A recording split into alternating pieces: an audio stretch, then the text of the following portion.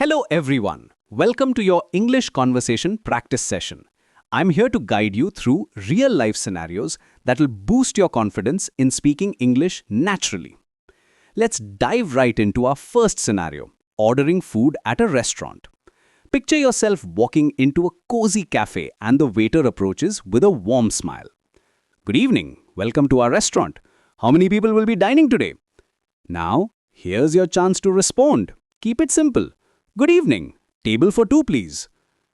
Notice how we use table for followed by the number.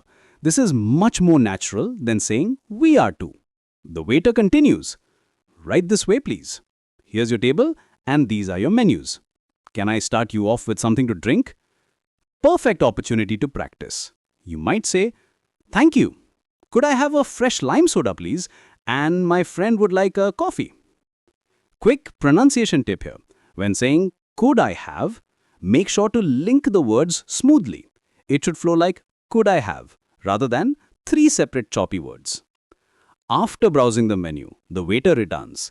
Are you ready to order or would you like a few more minutes?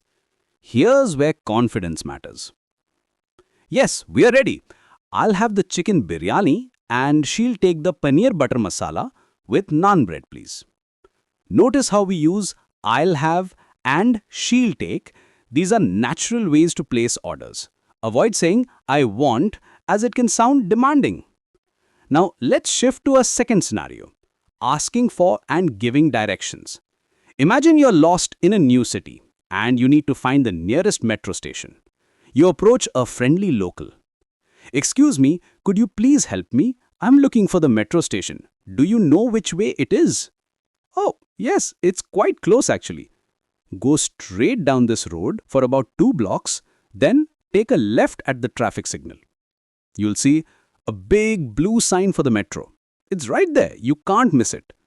Now, here's a crucial pronunciation point. When giving directions, stress the important words, straight, left, traffic signal. This helps the listener follow your instructions clearly.